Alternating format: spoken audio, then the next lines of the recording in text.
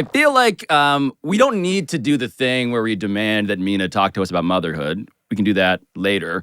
But I do want to acknowledge that she's back. Hello, you're a mom. Yay! Hi. Yay! Hello. Yay. I'm here. Yeah. Yes. Yep. I want to, though. I want to know talk you to her do. about all the things she's learned about motherhood in 3 weeks, in 5 weeks. I love depriving Dan of personal life talk. You could see the hunger in his eyes. I know when I sent you guys that text, I was like, yeah, I'm cool skipping this week. I could feel the silent seething. He's like, the grief eater is what we call him. But really, it's not just grief. He wants it all. He wants to suck the marrow of your emotional core every time. That's right. Yeah. Dan, and you know how, but you know how she retorts, though.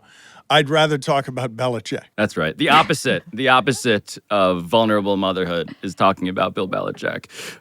He is mother to me, to use the kids' jargon. Yeah. I do like the idea, though, that Dan is like a truffle pig, always sniffing around for emotion. He's like, there's some emotion in connection, there. or just not a truffle pig. How about just a lonely pig truffling around for connection with his friends and with the people, okay. so that we all may be present in the moment. Of, I'll give you one little. Oh, he's snack, salivating. A little morsel for you, Dan. That is, I think, analogous to what give me a motherhood morsel.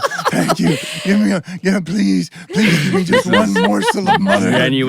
Genuinely perverse. Please, I will truffle around. Sorry, I'll truffle around. People always ask me about my baby's now, I think 6 or 7 weeks old. People are always like, what's his personality like? And I'm like, crying? Like, what? I don't know. People want me to like fan fiction my baby for them and like be like, yeah, he's really curious and, intellectually open, whatever. This is his entire personality. This is not really great for audio format. For the YouTube and DraftKings Network audience. Yep. Google rooting if you're at home. And this is what it looks like. when you put him near you, another human, and he's hungry, and he's always hungry, he's just constantly like, and that is what Dan looks like. That's me. That's me. That's right. That's the truffle pig of emotion. Kernels. That is exactly right. I gotta say also, that is also going to be your son for all of his life. That is what all men do, basically, is root around for a nipple forever. So there is that. There's butt guys too. What's your son like? He's a butt guy. No interest in the butts right now. A lot of interest in the. Well, why are we talking about this? Because I wanted a motherhood morsel.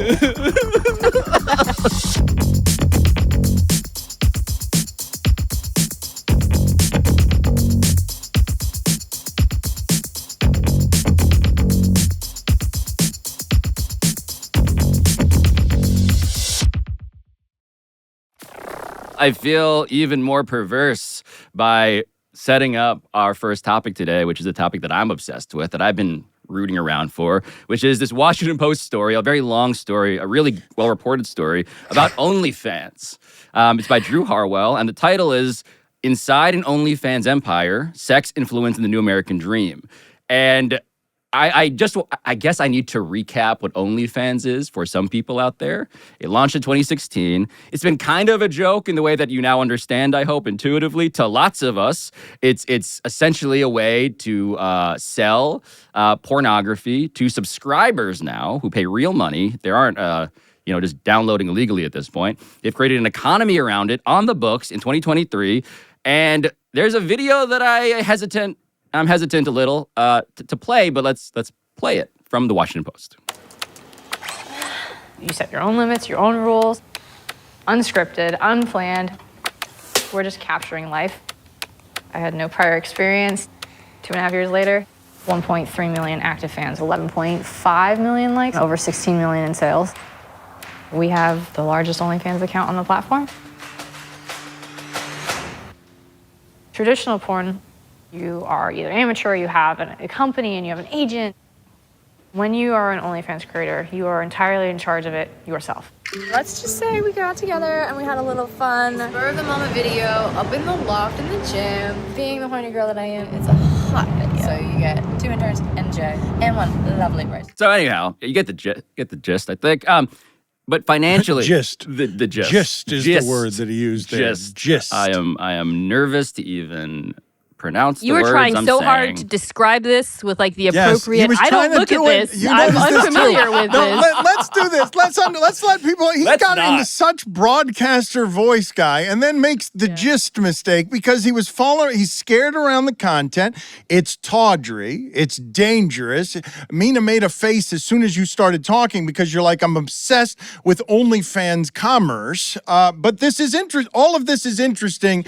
Dan. The commercialization and sexualization of the social media age. But let's deconstruct what happened to Pablo there. Pablo reads journalism. OnlyFans for the articles. Let's be clear. Yes. He's only there for the articles. Okay. Here, to read from this article, I want to put some facts and figures to this. There are now 230 million people who subscribe on OnlyFans, who have paid the creators in total, this is per Goldman Sachs research, more than $5.5 billion, which is, if you were wondering, more than every online influencer in the United States earned from advertisers that year. So there is more money from direct-to-consumer porn / whatever content writings you may have, than there is in actual advertising. And so this article is about a visit to a farm in Florida, naturally, a 10-acre farm in which it's an incredibly sophisticated operation because at this point, of course it should be, because this is data and analytics as well as the tawdry stuff come home to roost quite explicitly. A giant business forming around the technology and the appetite for fame, for attention, for influence, for power, and for a different relationship with sex and the sex work than your parents and your grandparents. Yes. This is young people make everything popular, and you can start in here with, of course, porn would get to the most efficient ways to capitalize on capitalism. And this is the brands taking over management of their own accounts in a way that, of course, young people and influencers would want power over how it is that they're received sexually and otherwise. Well, this is the best case scenario for the creators, they call them. This article, Yes. which I found it really interesting because, like Pablo said, it really is looking at a very, very successful creator who is with her boyfriend. I think it was boyfriend, partner, whatever. They have made their own business. They have employees. It seems like everybody is paid fairly. It's safe. There is not middlemen taking a cut from them.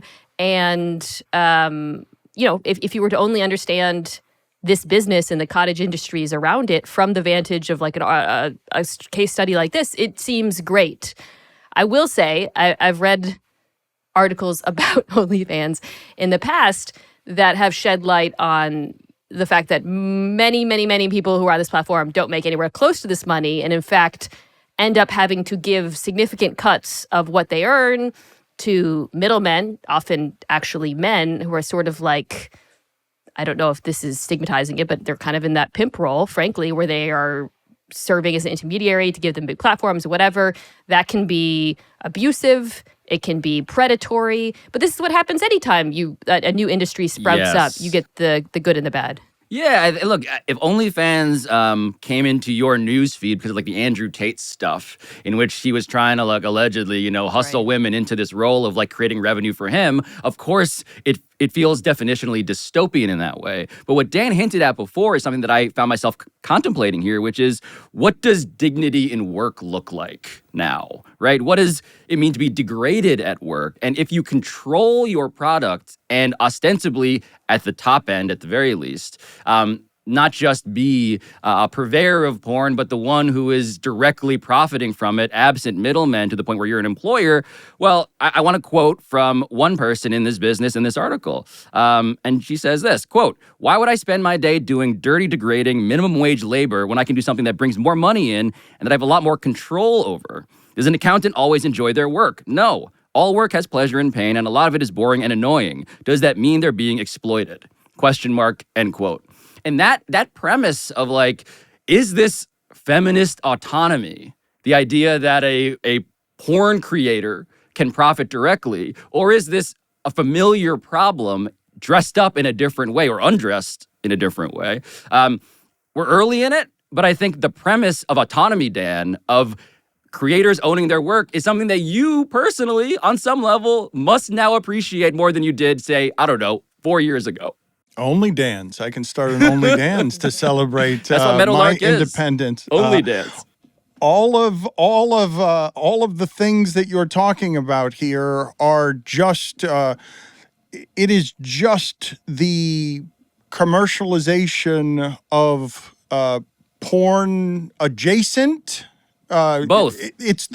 But the thing that's interesting to me about where all of this has arrived, of course, porn would figure out how to make a maximum business that would do all of the things that would exploit, but also the actors within it would then find player empowerment in porn. Yes. This is what has happened. Player empowerment. That's what's happened here, right? It's player empowerment in the best case scenario. I just want to keep highlighting that because I really do feel like this doesn't happen. This doesn't go the way it does in the article for a lot of people who join this platform. But it's also, you're not entirely in control because it's direct consumer. You are catering to the specific whims of the consumer in a way that also makes this unique. It would be like if instead of the Dan Le Batard show featuring Stugotz, you went full-time to OnlyDans, and all of a sudden you would have to fulfill requests for takes. People would say, I want you to talk about the Miami Heat for 20 minutes. Dan, you do not have control over your output. You are just going to do that. You would send people personalized takes. Actually, as the more I talk about it, the more I think this is an interesting business model that perhaps you should pursue. Stugotz is thinking about it. Trust me. We have said that we want to merge Stugotz's greed and his sensuality to giving those takes while doing them sexily, while in a diaper. It's cameo. But that I think is also something that's unique about this. One thing I found really fascinating in this article is it's not only people making custom sexual content, it's the relationship side of it. It's this business of chatters, they call them. They employ people who talk to. This is the Stugotz that part, seems Mina. to be as important as the porn. I'm glad you brought that up. I was about to get there because what Stugotz really is dreaming of is what these people, Bryce Adams, the number one creator on OnlyFans, to Mina's point about the extreme end of this story and this economy, she employs like an army of people to be her in these explicit, custom, bespoke chats. And so she's not even doing it herself. And this is the part, and I want to be careful because, Mina, it's a great reminder. I'm not trying to glorify this. I am in awe of the way in which this whole thing is both very sophisticated and suddenly very mundane. There's like a phone bank operator dynamic here. It feels like work. It is now work, and it's formalized and it's optimized in a way that, wait a minute, now this feels very familiar as well as exotic on the surface.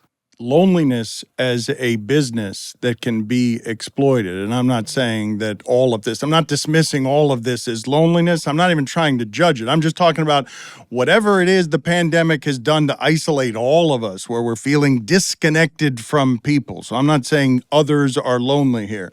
The ability for capitalists or porn or business people to attack that loneliness with a Wall Street efficiency to maximize the dollars on, I can solve your loneliness. I am the cure for that hole in your heart. I am OnlyFans. I will be whatever it is you want me to be. If you're disconnected from the world, you're addicted to your devices, here's this fantasy world that you can pay in order to somehow feel less lonely. It's not surprising to me that that sex merchants and business titans would feed there. Something I found myself wondering as I was reading about what Dan's describing, which is the relationship side, which really is the core of why this is working for these types of businesses, is I assume a not insignificant portion of the fan base, the buyers, know that they're not talking to Bryce or whoever, or they understand that the video they're getting might not just be for them. I mean, a lot of these businesses are pretty public. This practice of hiring chatters, sometimes in developing countries, Right. not uncommon. It's not a secret. And the fact that I assume some people are just overlooking it anyways makes me think this is something you could see AI taking the place of a lot of these roles. Isn't that where aren't we at the bridge there though, Pablo, of technology, where this is the bridge, this is the commerce bridge before AI? Yeah, I feel like it gets darker from here. Maybe we all agree on that part. I feel like the automation of everything means that you're getting less and less of the authenticity. And that's the point. It's not just I am selling you an individual video. It's that you are now a fan in a parasocial way. You are a subscriber that pays me a monthly fee, and you can make requests and I will satisfy them, and you will willfully suspend your disbelief because we have this thing, you and me, creator and fan. And it's a hell of a branding thing that is truly ripe for exploitation when it gets to the point of like, now I got you, and you're sad, and here I am servicing some needs that maybe are not being provided by a human eventually. This is where like every science fiction movie and book made for the last like 100 years always ends up with a sex robot. Yeah. Because that is ultimately, or, where people's minds go when you think about like how much does authenticity versus artifice matter relative to this appetite people have, the loneliness, the desire for connection, and obviously sexual satisfaction. And this feels, to your point, Pablo, like a pretty crucial stepping stone to where this all might be headed. Yeah. Anyway, I'll show my feet if that's what you guys want. Pablo Torre finds out on YouTube. Nobody wants that. Like, I don't know where. I'll show my feet. I know you're a public exhibitionist with everything. Yes, of course you'll show your feet. You'll show more than your feet. Like, we wouldn't have to. Oh. If we gave you applause, if we gave you just some applause. That's the sad part, is that he has shown his feet. Well, I believe there is footage of that. We should scrub from the internet because I now need a paywall. No. Why? It's a metaphor. Why? It's a metaphor for my dignity. There's multiple times I feel like on Highly Questionable you showed feet. Multiple times. And nobody asked for it.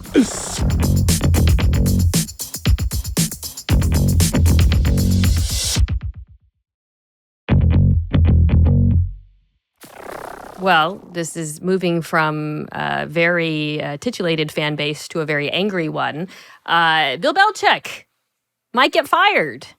Does anyone care? Are people worried about this? Are people talking about it? Is it something that is top of mind, that the greatest coach in the history of the National Football League might be kicked to the curb this season? I sent you guys an article by Will Leitch in New York Magazine basically positing this, but this is something that it actually, whispers of it started before the season.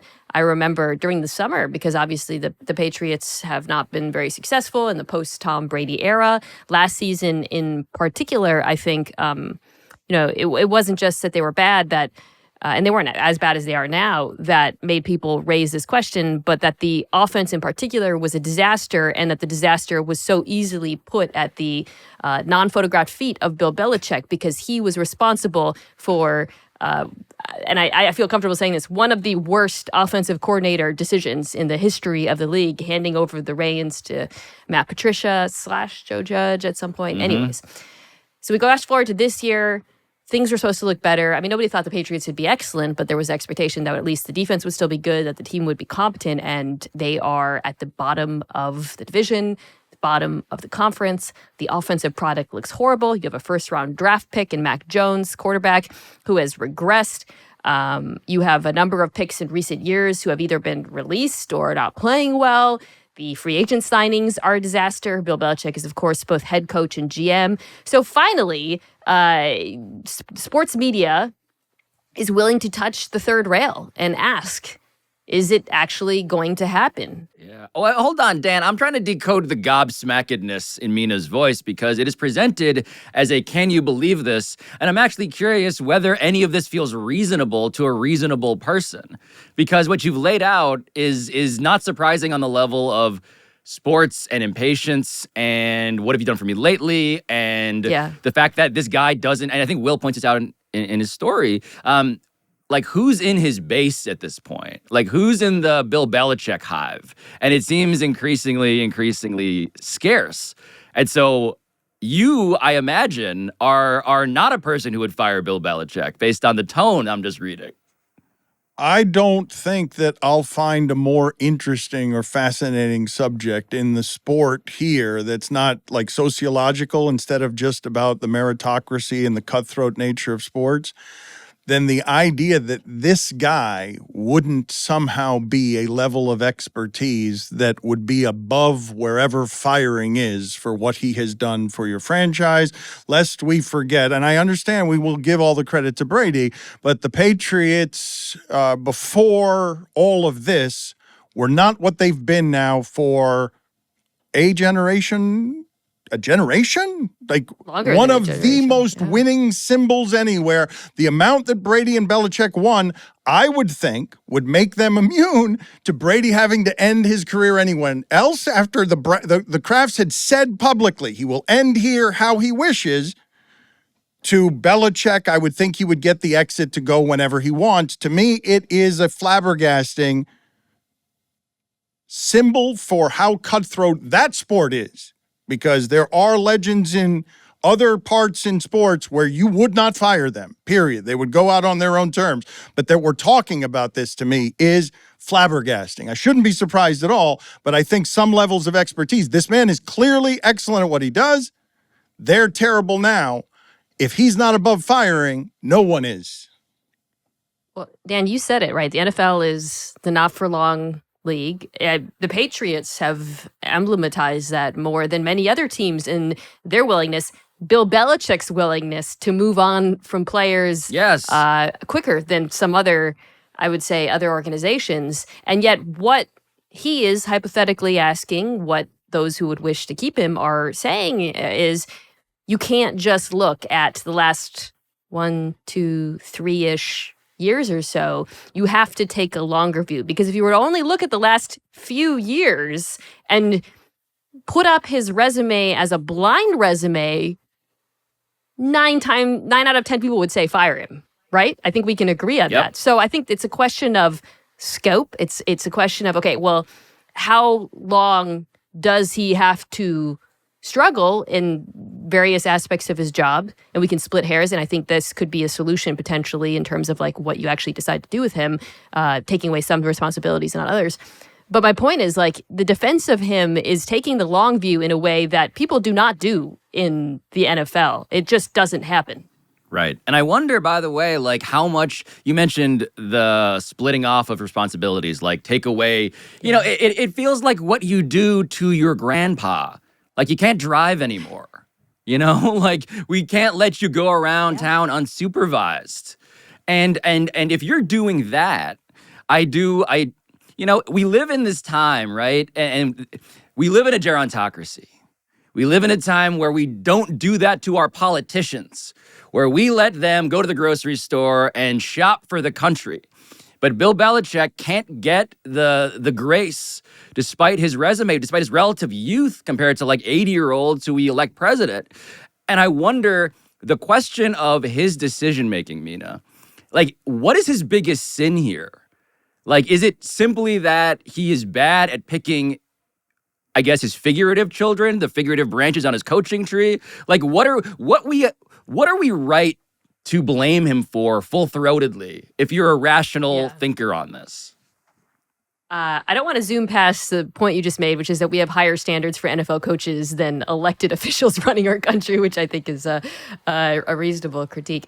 But it is worth, to your point, actually parsing out what are his failures. What has he done poorly? Because he has not done everything poorly. I think the defense has kind of fallen apart because of some very significant injuries, but they've been good. They've been great, actually, the last few years. He is, of course, a defensive mastermind. So it's not like they've been a failure in every way. In fact, that great defense is why they were competitive in a lot of games last year. But offensively, from personnel to coaching decisions to game management, it's been a nightmare. I mean, starting with the personnel, it's not just the picking of the quarterback. They have been abysmal at not just drafting skill players, but signing them. A couple of years ago, I mean, it was about 3 years ago, they went into free agency. It was after Tom Brady left with a ton of money and made horrible decisions with their signings. Bill Belichick made very bad decisions.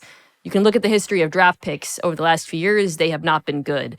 Both sides of the ball, actually. He's made some pretty significant errors. So as a GM, he has been bad. As a coach, he has been bad with the offense, good with the defense. Also bad with special teams, by the way, which is supposed to be his thing over the last couple of years.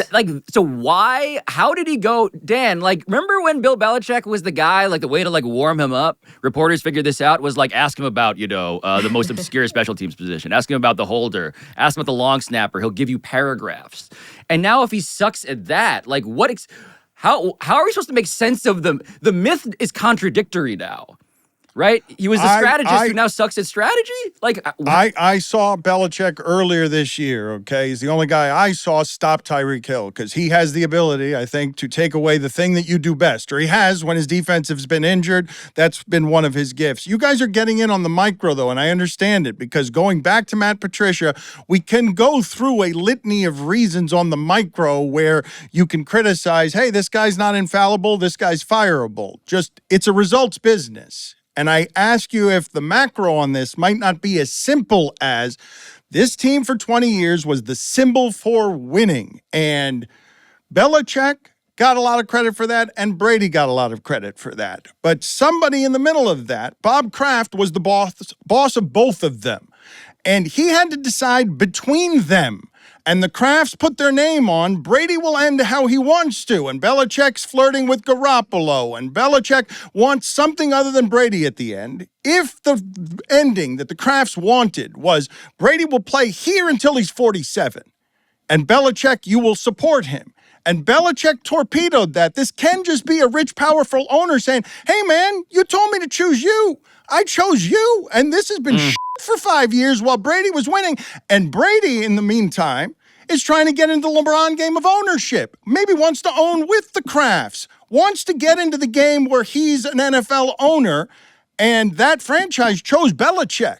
And so that, in the interpersonal dynamics of that, we could talk about all the details of this, but maybe a rich dude is just like, hey, Bill, I did your thing. And look, we're 2-8. We stink. And listen to Mina here giving all the reasons that you've stunk at these things. I think that's how he feels, reading the tea leaves, coming at it, the quotes, the reports. Nobody's come right out and said any of this or that, Bill Belichick is 100% on the hot sheet or whatever. But when you read between the lines of, the reporting out of there, it does sound like, to Dan's point, Robert Kraft feels all of those things. He chose him. He chose poorly based on the last few years. And Mina, and he thinks he gets some of the credit for what they've been for 20 years, not just Belichick and Brady. Owners are not egoless here. Kraft has signed up for all things Belichick, and it's never been worse than it is today. So what we're saying is that Bill Belichick, in a way, is a victim of his own standard. Now that he can't be the thing that was winning all of the time, he has fallen far too short. And the second thing that we're saying is that Bob Kraft is like, hey, I was promised a happy ending. Oh, God. How long have you been thinking about that? The whole segment, and he dismounted, not unlike Kraft, probably a minute to 75 seconds too soon. The segment was not over. We needed another minute of content there. I was concerned about how premature that was. Oh, come on. No, come. Yeah, see? I did like how we all got through that segment without saying, or at least me, without saying Bill Belichick will be fired, thus avoiding aggregation. That was sneaky.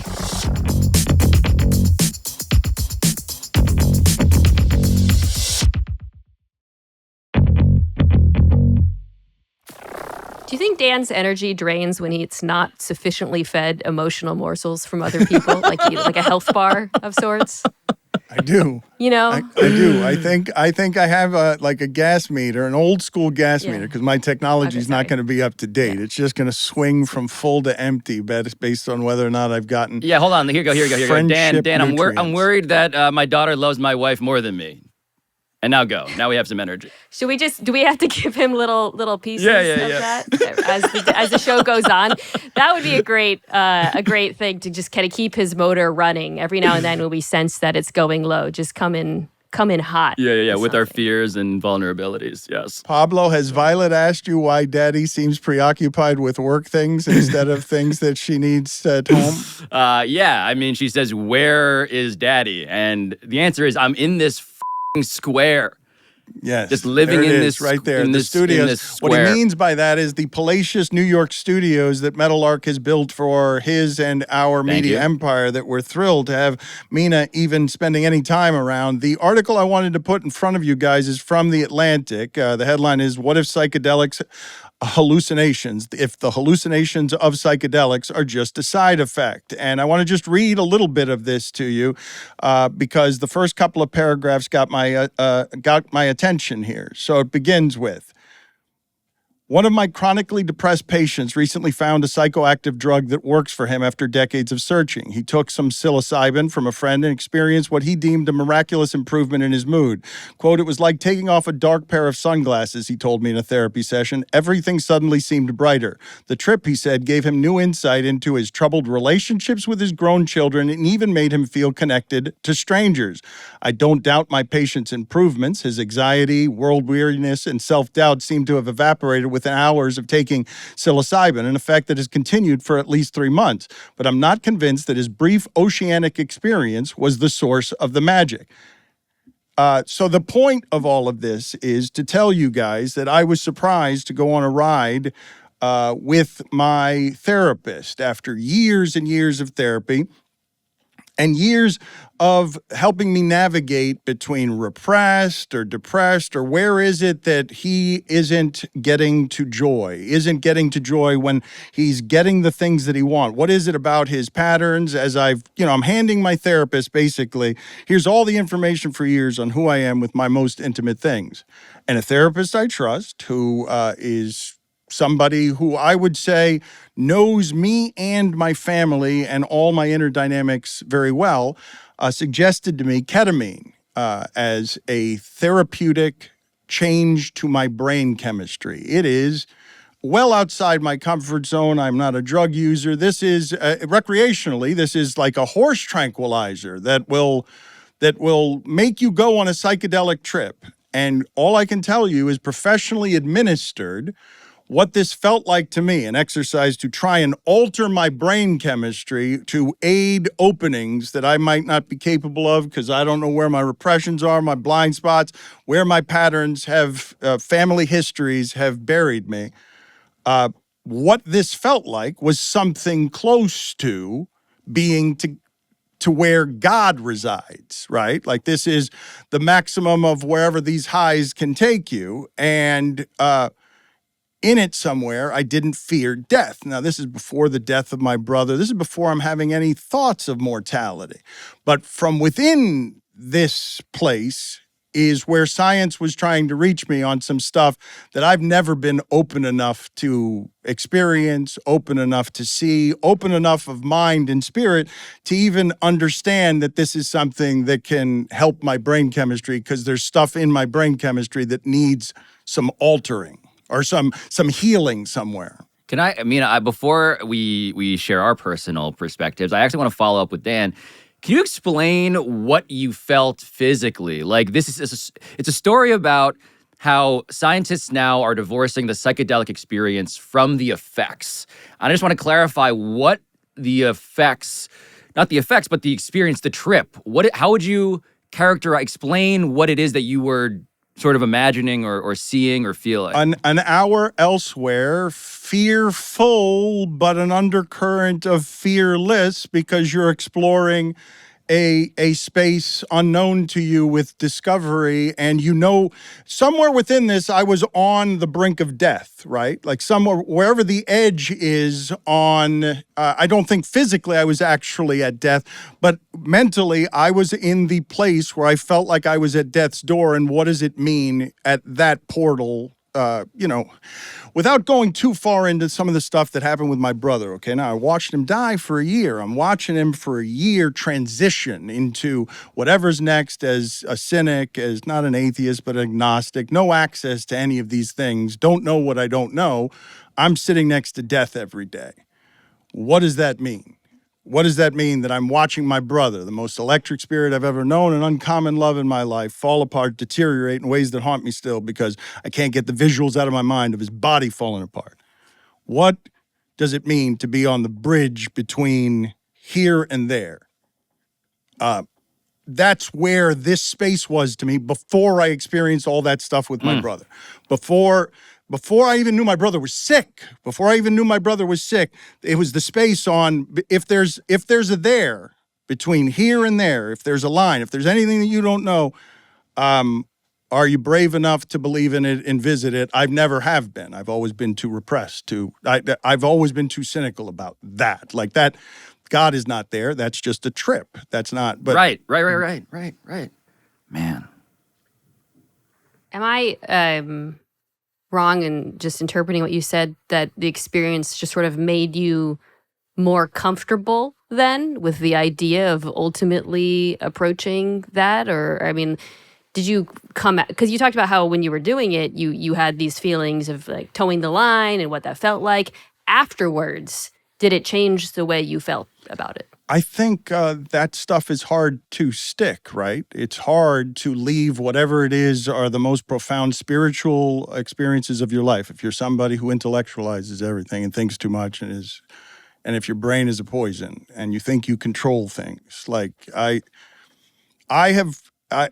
don't know what all of that was except an exploration that my brother his entire life spent asking me to be brave enough to partake in, which is just go outside your comfort zone and go do things that you don't understand and feel big things and live giant things. The idea, if you'd told me at any point in my life that I'd be telling you guys, never mind that I'd done it, that I would be admitting in front of people that I took a horse tranquilizer in order to alter my brain chemistry, I would have told you I don't know that person. That's not the person I am. I'm too scared to do those things. I'm too scared to do ayahuasca. I'm too scared. I'm too risk averse to do those things. But my brother was always pushing me toward them. And this experience is as foreign as anything I've ever done. And I'm here to speak to the benefits of it only because it loosened me up a little. Like it some dry things, it lubricated them. That's the question I have about all of this. I think it's the central question of a lot of these stories about the industry forming around it, about the recommendations and the part of the medical community is kind of something you just said, which is what's stuck, right? I'm not somebody who's tried this for psychological purposes, but whenever I read about it or hear about it, it's that when you read about, okay, this can alter the neuroplasticity of your brain, that's what I want to know. Because to me, it makes sense that when you're, whether it's K or something else, you have these out-of-body experiences. In the moment, you feel your brain loosening and functioning differently, and maybe you're relieved of psychic pain. What I want to know, what I want to understand, what some studies have suggested to be true is, okay, what happens in a month? Are you relieved of that pain in the long term? Do you feel more open-minded going forward? Are you not afraid of death after doing this? Yeah, what are the side effects? That's what I want to know. Right. Well, yeah, so what Pablo is saying to me there, you have to understand that what this feels like, right? It is being at the center of what is my greatest fear psychologically, right? I wasn't consciously thinking about death and mortality, but my greatest fear would be dying and all the love that I have around me is now gone because my life has been extinguished. To be somewhere in the feeling of that and trying to have a drug aid you into, you can be fearless here around this, your greatest fear. I don't know if that keeps, right? Like I've got to do meticulous stuff, not just chemically. I've got to do meticulous stuff daily and rigorously to apply myself to the awareness that keeps pushing me back to that space. But for that moment, it felt real. And I've tried to carry the lessons in it. Like it might have been a high, and I walk out wobbly. I need a wheelchair to get out of the room. But I'm trying to hold on to the lessons of it because, as I told you, like if it's not spiritually meaningful, it's somewhere in the realm. Like something, whatever it is that we're talking about here is something close to making me feel better about living than I did before doing it. Well, this experience, the dissociative state, the psychedelic trip, what this article is suggesting is that researchers are now finding that, for instance, ketamine is a focus of this piece. And ketamine has been shown to boost mood. And the studies that are fascinating recently, what they're showing are that you can administer ketamine to people who are asleep during surgery, who are not conscious, right? Who don't get the almost out-of-body divine memory of it, but they wake up with the benefits of it. And so it's interesting, right? We're learning about how the brain works. Like this neuroplasticity concept that Mina mentioned, I want to define that because the article does a good job of doing that too. It says that neuroplasticity is the brain's ability to more easily reorganize its structure and function, right? So in depression, for example, I'm quoting here, the prefrontal cortex, the brain's reasoner in chief, loses some of its executive control over the limbic system, the emotional center, right? So your ability to reason and your ability to feel are not healthily interacting. This stuff reorganizes it to make you feel better in a way that is profound and verifiable by science now, to the point where what if we could take away the thing that's scary, right? I think people hearing Dan talk about, what I think people who go to clubs would have called a K-hole, right? The idea of like, I'm going to trip out for a while. They're saying, what if we could give that to patients without that part? And you just get the upside of it, the brain upside of it. Like, I didn't realize that this was a thing until really like recently, and this article clarifying it. And that seems so promising in terms of both destigmatizing psychedelics in terms of what they are, and also just helping people who are otherwise in those trips having their anxieties aggravated, who are fearing psychotic breaks because, spoiler alert, encountering what feels like something close to God can be terrifying. And now what if you could get just the benefits that may be residual to some extent afterwards? Yeah. And what you're describing, Pablo, is like a clarification of the medical benefits, the psychological benefits separate from the trip, because that was hard, as I understand it, in the past to separate the two. Like if you were given K, you knew you were given it, which made it hard, so from a medical studies perspective, it's like, okay, well, did the brain really change what's happened here, or did they just know that they were tripping? Now, what you're saying, what's different is you're actually able to just observe the effects of the drug on the brain. That is tremendously exciting to me. I mean, that I'm the kind of person who, whenever I read articles like this, I'm always like, okay, well, like, show me the articles about all the reasons it's bad and dangerous, and this is the downside, Yes. and then there are downsides. It's expensive. Not everybody can afford it. And there's obviously the risk of abuse. But everything I've read about this over the last year leads me to believe this is pretty revolutionary. Like Yes. the potential here is tremendous for people who are battling such a horrible disease. If I may, on context on this, right, the science of it, because to the degree that it is science, because I'm trusting a therapist with my intimate vulnerabilities, and that therapist has determined in some ways the thing that Pablo's talking about there, that I have a break between what I can think and what I can feel, that I say my emotions as opposed to experiencing my emotions, that somewhere in there I need some scientific help on altering my brain chemistry. Like, that was a science experiment. It wasn't what she is sending me with some expertise into science right. to see if something will help me with what ails me, right? Like, I don't think people would think of any of that as medicinal, but I could just tell you that the exploration of it was medicinal. That's what we were aiming for. But I think that's the point now, is that we are seeing what felt like party drugs as medicinal.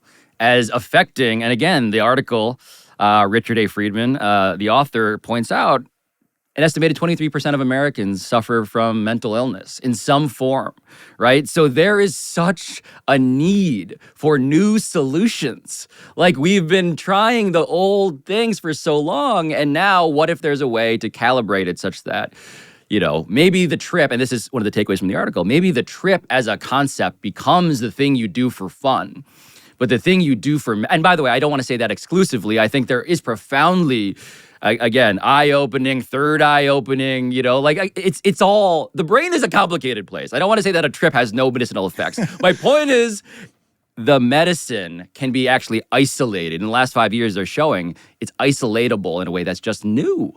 I also, at the end here, just want to applaud not just Dan for his vulnerability, but myself. I'm sure the internet will be totally gentle with that. Oh, yeah, I'm sure that the next time that something happens with me, somebody won't be pointing out, yes, this is the loon who does psychedelics and then judges others on their moralities. No. What I'm left thinking about is how mature I am for hearing Dan talk about how a dry thing needing to be lubricated is how he actually thinks of all of this. The and second not he bring said it that, up until the very end of the show. I was so worried Here we go. that you would cut in. Nope, because I too You're an adult. have an evolving brain. And I waited till the end.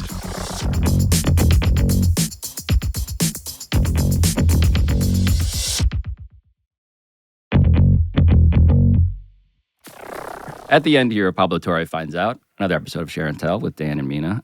We go around the table, and we talk about what we found out today.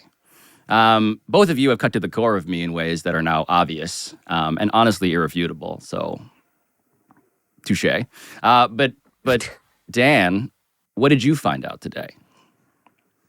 I found out today that I was willing to talk about something publicly that I would have at any time in my life not been willing to talk about publicly. So I learned something about myself today, which should just punctuate the self-involvement and the narcissism that exists at my core just perfectly. I didn't learn anything from you two.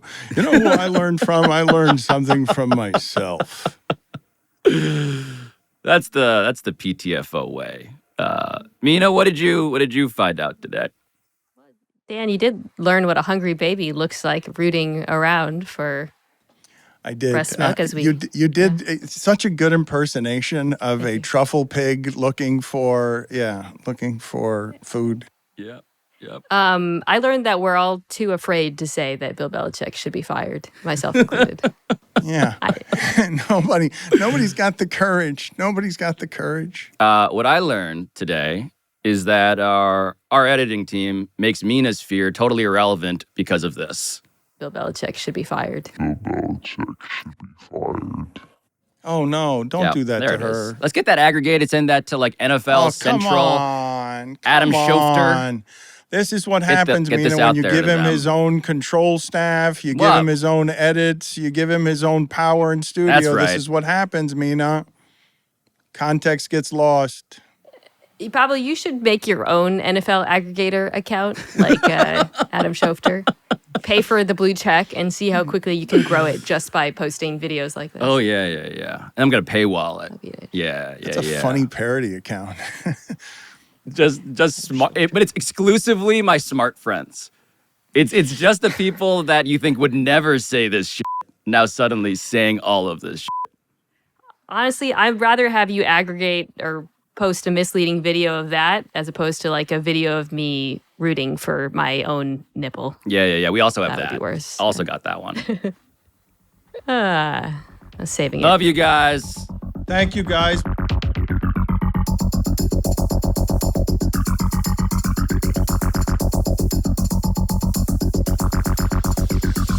And with that, we have reached the end of yet another week of Pablo Torre Finds Out. Another week of relentless finding stuff out.